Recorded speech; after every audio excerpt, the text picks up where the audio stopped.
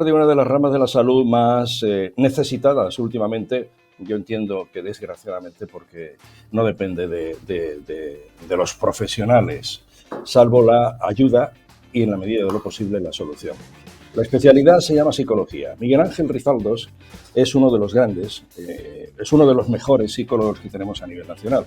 Yo he mirado un listín que he encontrado y he cogido el número 2. Porque me ha parecido mejor que el número 1 o la número 1. Pero es que entre los mejores, los 20 tienen que ser excelentes profesionales. Psicología es una carrera muy, digamos, utilizada en el buen sentido de la palabra, porque tiene muchas salidas, ¿no? Entonces saludamos a don Miguel Ángel Rizaldos. ¿Cómo está usted? Buenos días. Encantado de estar con vosotros y con vuestra audiencia. Un placer tenerle con nosotros, de verdad, es usted uno de los mejores y lo celebramos. Y lo primero es presentarle nuestro agradecimiento por atender esta invitación. Y es que sabemos que su agenda, la verdad que su agenda no registra ni un centímetro cuadrado en blanco. Por eso no sé si felicitarle, ¿no? Porque, sí, claro, con la cantidad de actividad que ahora de alguna manera conoceremos, con usted, de su mano, pues no sé cómo le queda tiempo, de verdad, ni espacio en blanco ni de ningún tipo. No sé si dormirá mucho, si tiene tiempo para el deporte, si le gusta el cine, si sale, si va de copas.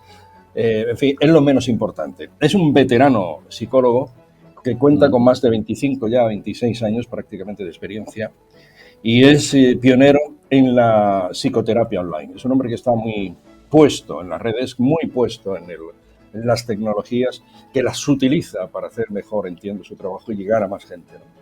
Además, Miguel Ángel Rizaldos es un hombre partidario de hacer este tipo de trabajos, de divulgar, de darse, de entregar lo que conocen. Sus conocimientos de psicología y su experiencia lo tiene a disposición de todas las personas que lo tengan a bien llamarle o visitarle.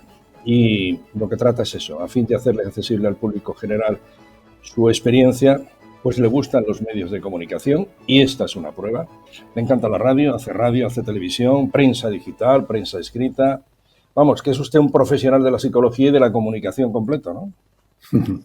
Bueno, más de la psicología, pero sí que es verdad que como profesional de la salud creo que es un deber, ¿no? El divulgar en el tema de la psicología, ¿no? Hacer más accesible la psicología y más si cabe en este momento en el que estamos viendo que al final todo este problema de la pandemia pues conlleva también muchos problemas a nivel de salud mental. 22 años trabajando casi de modo, no digo monográfico, pero es una de sus fuertes, ¿no? Es uno de sus fuertes, una de sus experiencias más profundas y que trata de, como especialidad, trata de desarrollarla en la medida en que puede. No sé si puede hacerlo todo, pero es que realmente el asunto es muy importante. Estoy hablando del tema de mayor calado, ¿no? Que es el trastorno mental grave. ¿Es uno de sus fuertes, podemos decirlo así? Pues sí, hombre, la mayor parte de mi trayectoria profesional ha sido trabajar en rehabilitación psicosocial con personas que tienen trastorno mental grave, ¿no? Con personas que tienen diagnósticos de esquizofrenia, trastorno bipolar, trastorno obsesivo-compulsivo grave. Y ahí he estado durante 22 años trabajando en un dispositivo de la Comunidad de Madrid. Ajá. Entonces sí, es verdad que ahora se está poniendo más encima de la mesa, pero sí que es verdad que por ejemplo, en Madrid hay una red muy buena, pública, en el que se trabaja con el trastorno mental grave. ¿Usted lo ha ido abandonando? ¿Lo está aparcando? O... No, ya lamentablemente hace ya como 2-3 años que dejé el trabajo en lo público y me dediqué a lo privado porque quería hacer otras cosas, ¿no? Hacer la divulgación, trabajar en otros contextos y sobre todo el tema de la psicología online, ¿no? Yo trabajaba en Madrid y, bueno, ya lleva muchos años yendo y viniendo. Yo soy de Aranjuez, que está cerca de Madrid, y vivo. Soy de Aranjuez. Sí. Y la posibilidad del tema de online pues me hizo poder tener mi propia consulta aquí en Aranjuez y al final, lo que decías al principio, hay que cuidarse, ¿no? Y uno ya lleva muchos años en esto, ya este año cumplo 31 años de profesional y, bueno, hay que ponerse las cosas fáciles, ¿no? Y ahora estoy a 3 minutos de casa de mi consulta. Entonces, gracias a online puedo puedo trabajar aquí en casa. Sí, sí. Muy bien. ¿Y recibe visitas del resto de la Comunidad de Madrid? Sí, Hombre, sí. Aranjuez bien merece una visita, ¿no? Sí, claro que sí. Y además estoy súper céntrico, al lado del mercado, de la plaza del ayuntamiento. Y es verdad que aquí puedes irte a los jardines que están al lado y todo. Y lo que pasa es que a partir de la pandemia es verdad que vengo trabajando online, solo y exclusivamente online, a ver si esto empieza a mejorar y ya se puede ver presencial, pero sí que recibo visitas de la Comunidad de Madrid, incluso de Castilla-La Mancha, y bueno, el beneficio de poderlo hacerlo online es que puedes ver personas que están en todo el mundo. Los temas más repetidos, los temas más frecuentes en... Lo que trabajamos con más frecuencia en la consulta privada de psicología pues suele ser el tema de la ansiedad, ¿no? Y en este momento pues a todas las edades lo estamos viendo, desde la infancia, la adolescencia, personas mayores y es verdad que es el 90 y muchos % de las personas que veo son personas que se han visto desbordadas por la ansiedad. Es verdad que incluso pueden llegar con cierto grado de depresión, ¿no? Con una cosa que en psicología llamamos distimia, que es un tipo de depresión leve, pero muy frecuente, en el que podemos seguir llevando nuestro día a día, nuestra vida, pero vamos un poco en piloto automático, ¿no? Vamos con falta de ganas, con falta de ilusión, de energía, aunque la ansiedad y la depresión son cosas distintas, pero al final acaban dándose la mano. Bueno, pues ahora queremos que nos explique un poquito, porque no hay nada mejor que dar a conocer al enemigo, ¿no? En la medida en que se puede. ¿Se puede pensar también que la problemática en consulta es algo común o no tiene nada que ver? Digo, entre sexos, por ejemplo, ¿es la misma problemática en el caso de los hombres o de la mujer o depende de cada una de las circunstancias? Al final depende de cada una de las circunstancias y de la persona en sí, ¿no? Al final de cómo es la persona y cómo tiene herramientas para afrontar la vida, ¿no? Y afrontar las dificultades que nos va a traer la vida.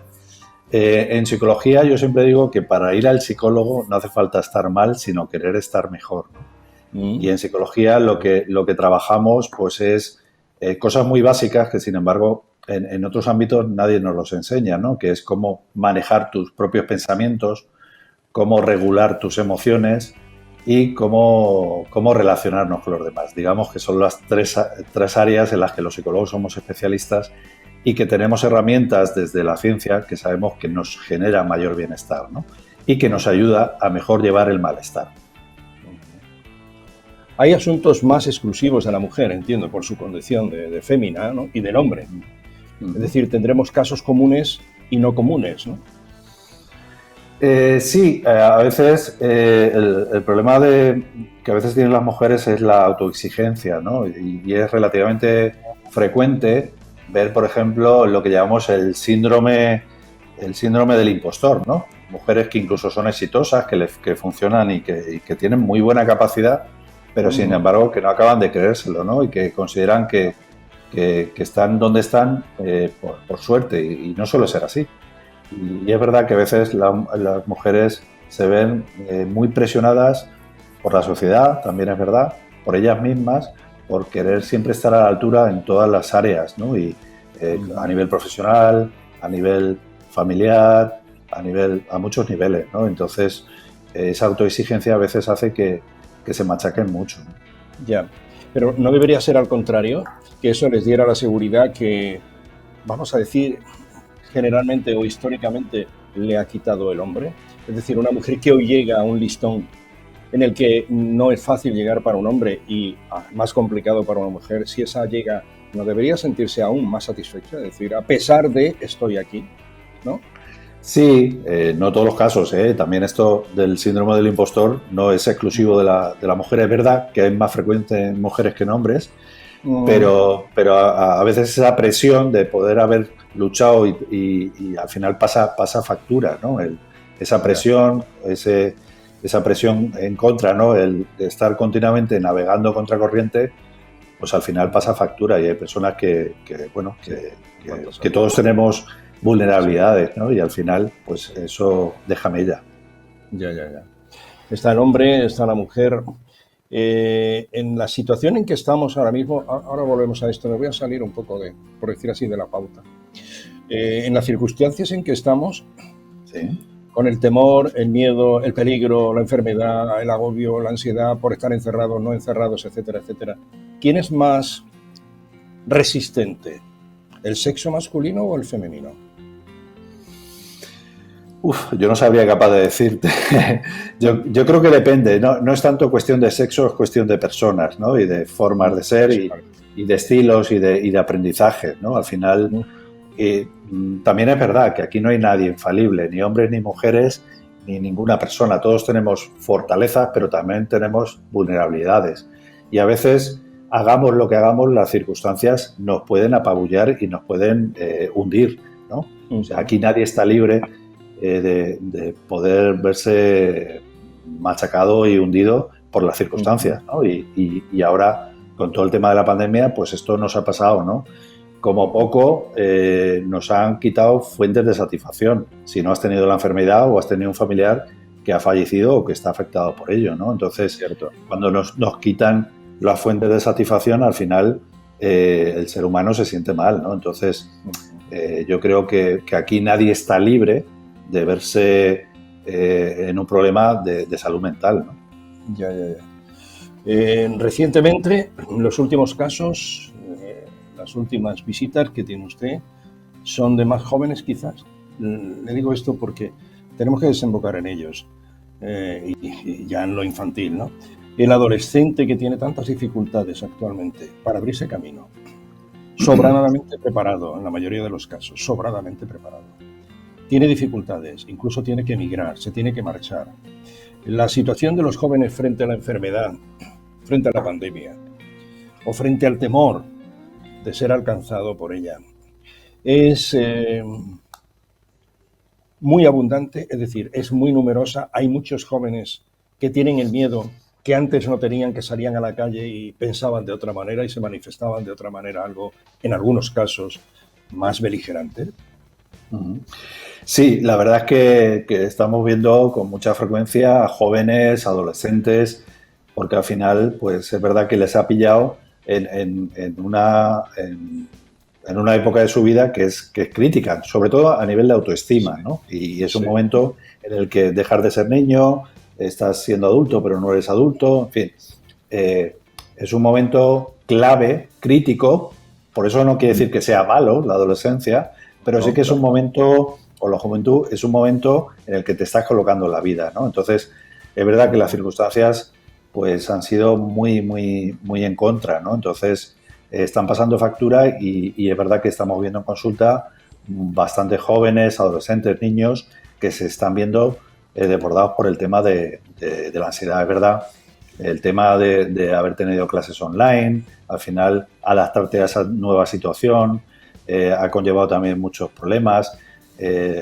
Hablamos mucho de que iba a haber problemas cuando empezaban los colegios y al final han sido admirables. Yo creo que son la población que mejor han llevado todo esto, con todas las restricciones, con todos los problemas de tener que tener las aulas abiertas, pasando frío. O sea, al final son admirables, pero bueno, es verdad que todo esto del tema de la pandemia se ha priorizado la supervivencia, no el bienestar. Y sabemos que la salud no es solo no tener enfermedad, sino sentirte bien. Entonces, y no es que lo diga yo, lo dice la Organización Mundial de la Salud. Entonces, aquí es donde está que estamos hablando, ¿no? Esta pandemia de salud mental, porque al final todo esto está pasando factura y va a pasar factura. Sí, esto no ha hecho más que, se puede decir, casi empezar, porque cuando veíamos la cuesta abajo que se allanaba el terreno, de nuevo ha salido un repecho bastante complicado, ¿no? Sí, al final eso lo que genera es algo que llamamos en psicología indefensión aprendida, que es que tienes la sensación de que haga lo que haga no sirve de nada.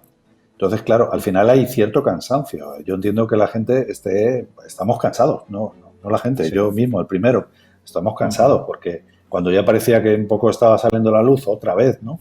Y tienes la sensación de que no depende de ti, y es verdad, no depende de uno.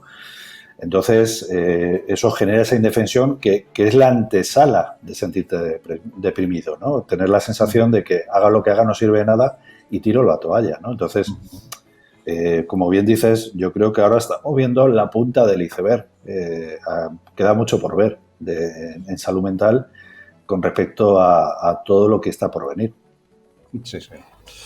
Bueno, y las edades más jóvenes, las edades infantiles a las que ya va a llegar la vacuna, no sé si a partir del, bueno, ahora en diciembre, a partir del 15, del 20, ¿cuáles son las situaciones que se presentan? Disculpas. No digo ya en el niño, sino en la familia, porque el pequeño es el rey de la familia, ¿no? Si el pequeño está enfermo o tiene un problema de colegio, de lo que sea, pero si está nervioso, porque no disfruta con los críos, con los compañeros, no disfruta en el colegio, no disfruta en el patio, que te pongan las mascarillas, si no te la pones te la pongo yo, le dice la profesora, el profesor. El pequeño seguramente lo esté pasando, es más sensible, es más frágil, tiene menos rodaje, tiene menos experiencia, ¿no? El pequeño empieza a asustarse. Es que, mire usted, a mí me preocupa leer alguna noticia de que un niño de 6 años se ha podido suicidar o lo ha intentado y alguno lo ha conseguido. Esto es tremebundo, caótico. Ya.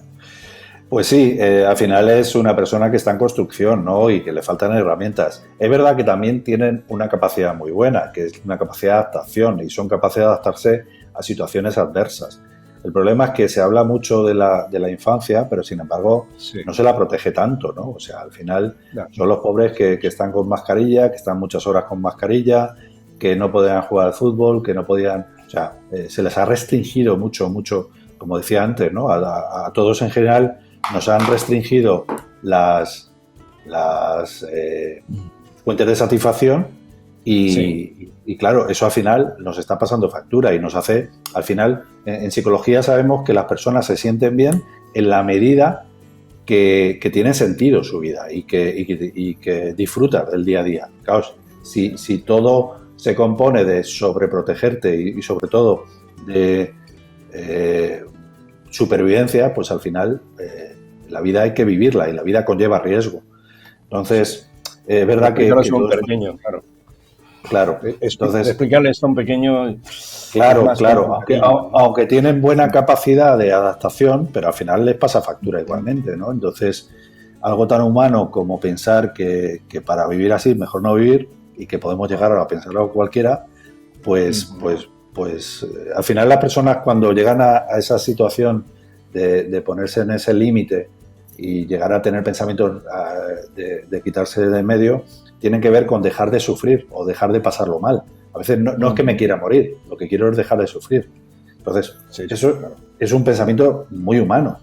El problema es que hay que dar herramientas y estrategias a los críos para manejar sus propios pensamientos, sus emociones y cómo relacionarse con los demás. Yo creo que, tú fíjate, igual es mi sesgo como psicólogo, como clínico, porque veo continuamente el sufrimiento, pero yo creo que eso es incluso más importante que la formación académica, que es al final, bueno, llegará o no llegará, pero el cómo manejas tus pensamientos, tus emociones, cómo relacionarte con los demás, eso te va a ayudar para toda la vida. Y eso al final es lo que tú tienes que aprender a gestionar. Sí, y esto es una de sus especialidades. Pero antes de salirnos de ahí, lo que quería, de lo que está usted comentando respecto a los más jóvenes, lo que quería conocer es si usted recomienda o de hecho trata en familia. Es decir, cuando el paciente es un adolescente y hacia abajo, un niño, no debe ir solo, debe ir acompañado. Es decir, ¿sería una terapia familiar? Siempre que se hace un abordaje con un menor, primero hay que la recogida de informaciones con los padres. Siempre son los padres los que te van a dar una información y además es la mejor información, son los que mejor conocen a su hijo. Siempre es muy interesante el no solo trabajar con el menor, sino al final trabajar con las personas con las que conviven, ¿no? Y siempre se toma en cuenta pues ese trabajo con el menor, pero hay que trabajar y a veces dar pautas y trabajar cosas con los padres, incluso con los hermanos, si es preciso, ¿no? Entonces, sí que se hace un trabajo en el que al final entran a jugar pues todos los miembros de la familia. Sí, sí. Son todos, lógicamente, componentes y es lo mejor. Muy bien. Hablábamos también por diferentes edades. Yo le pediría, me atrevo a pedirle Miguel Ángel, alguna recomendación por edades, como hemos ido comentando, como ha ido usted desarrollando? Es decir, recomendaciones ante una situación anómala en personas mayores, ¿no? Las consultas usted las conoce mejor que nadie, sabe qué es lo que se presenta y lo que recomendaría online ahora mismo, ¿no? A través de su presencia aquí, de esta entrevista, ¿no?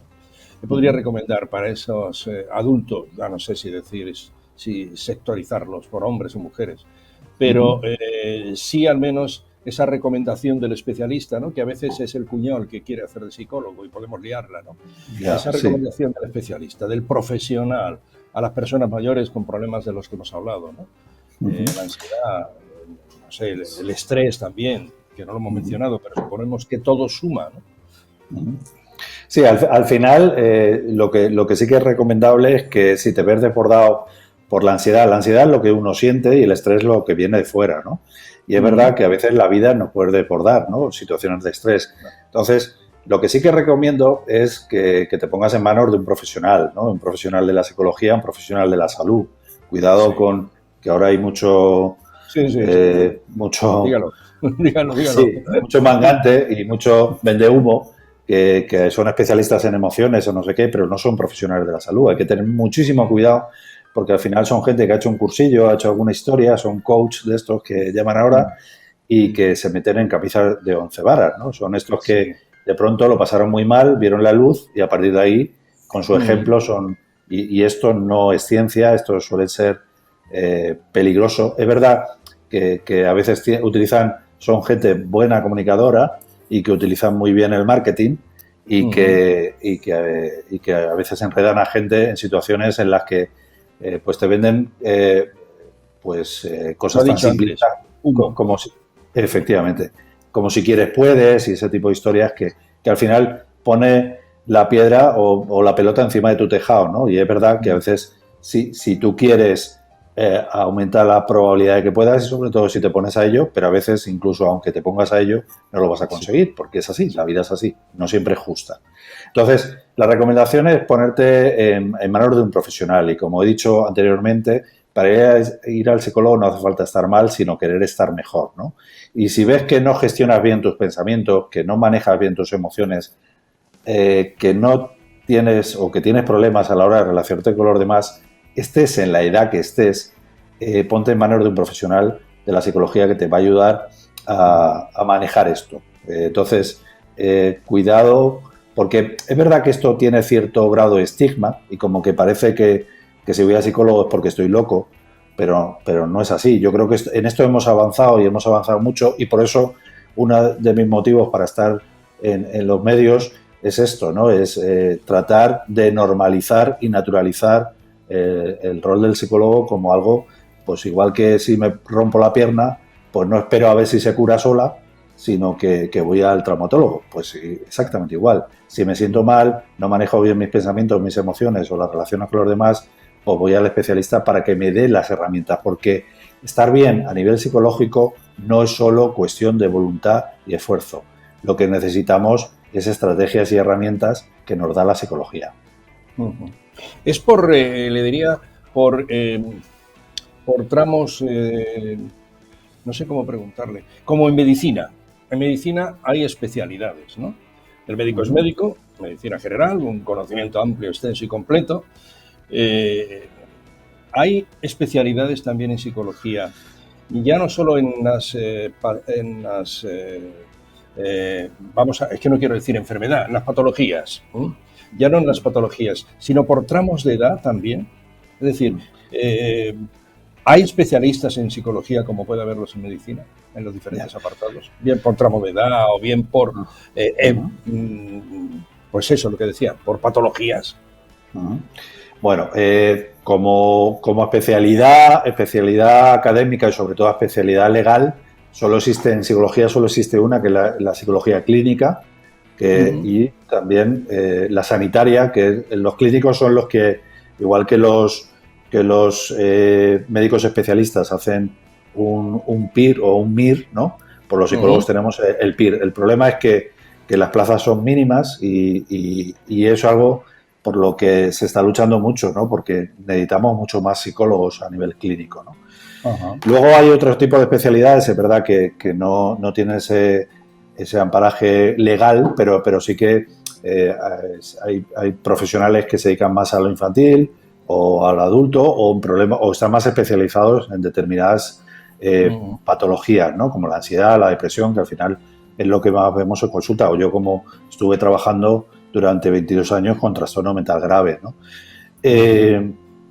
Al final, a mí esto de parcelar, yo soy psicólogo y a veces soy muy crítico con los propios compañeros que parcelamos demasiado, ¿no? Como parece como que hay que ser muy especialista para poder trabajar con las personas. Y al final, el especialista eres especialista en comportamiento humano, ¿no?